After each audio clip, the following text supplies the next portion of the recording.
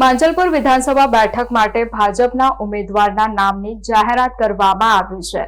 વડોદરામાં માંજલપુર વિધાનસભા બેઠકના વરિષ્ઠ ધારાસભ્ય સ્વર્ગસ્થ યોગેશભાઈ પટેલના દુઃખદ નિધન બાદ ખાલી પડેલી બેઠક પર ભાજપ હાઈકમાન્ડે પોતાના ઉમેદવારની જાહેરાત કરી દીધી છે।